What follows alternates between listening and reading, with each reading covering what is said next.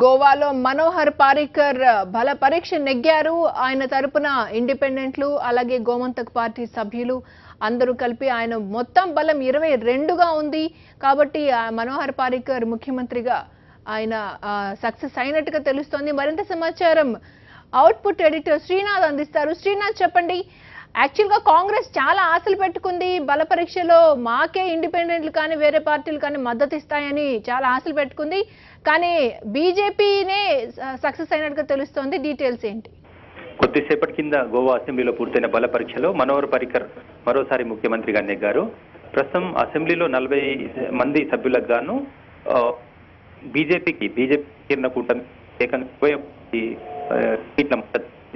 BJP సొంతంగా 13 సీట్లు ఉన్నాయి. అలాగే ఎంజీపీ పార్టీకి 3 సీట్లు, జీఎఫ్పీ పార్టీకి 3 సీట్లు, ఈ 6 కూడా మద్దతు తెలిపారు. అలాగే ఇండిపెండెంట్ ఒక 2.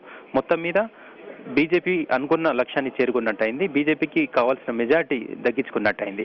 17 స్థానాలు గెలుచుకునే అత్యధిక మెజార్టీ పెద్ద పార్టీగా నిలిచినప్పటికీ కాంగ్రెస్ కి మద్దతు ఇచ్చేవారు లేకపోవడంతో కాంగ్రెస్ ప్రతిపక్ష పాత్రలో పరిమితమైంది. కాంగ్రెస్ తో పాటు ప్రతిపక్షాల బలం కేవలం 19కే పరిమితమైంది.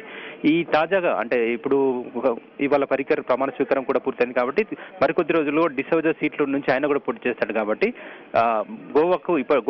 గోవాలో బీజేపీకి ఇప్పట్లో వచ్చిన కష్టమేం లేదు. దాని ప్రభుత్వం కంటిన్యూ అయ్యే అవకాశాలు ఉన్నాయి. క్రాంతి.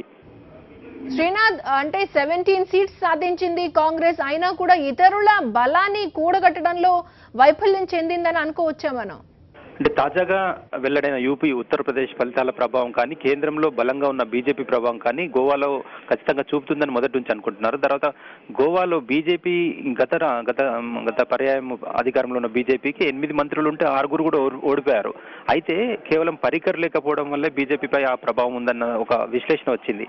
ఆ తర్వాత కూడా సంకీర్ణ కూటమి ఏర్పాటు చేస్తా ఉంటూ బీజేపీ ముందుకు వచ్చిన తర్వాత సంకీర్ణ కూటమికి సిద్ధమైన ఎంజీపీ పార్టీ కానీ జీఎఫ్పీ పార్టీ కానీ పారికర్ ముఖ్యమంత్రిగా ఉంటే మేము మద్దతు ఇస్తాం, పారికర్ అభ్యర్థిత్వం అయితే మాకు అంగీకారమే అన్నట్టు ఒక సూచనలు ఇవ్వడం, దాంతో కేంద్ర మంత్రి రక్షణ మంత్రిగా ఉన్న పారికర్ని రాజీనామా చేయించి మరి గోవా లాంటి చిన్న రాష్ట్రానికి ఒక రక్షణ మంత్రి స్థాయిగా ఉన్న పారికర్ ఒక చిన్న రాష్ట్రానికి ముఖ్యమంత్రిగా వెళ్ళడం ఒక ఆశ్చర్యకరమైన విషయమే. అయినా సరే గోవాలో ఎట్టి పరిస్థితుల్లో అధికారం తీసుకోవాలన్న ఒక బీజేపీ కాంక్షతో ఈ పారికర్ని పంపించారు. అట్లాగే పారికర్ అభ్యర్థిత్వానికి ఎంజీపీ పార్టీ, జీఎఫ్పీ పార్టీ ముగ్గురు సభ్యులున్న వాళ్ళిద్దరు పార్టీలతో పాటు 3 స్వతంత్రులు 2 కూడా మద్దతు ఇవ్వడంతో గోవాలో బీజేపీ సులువైంది. మొత్తం మీద అనుకున్న బలానికి అంటే 21 కావాల్సిన సీట్లు 21 ఉంటే 21 సీట్లను సులభంగా బీజేపీ సంపాదించుకోగలిగింది.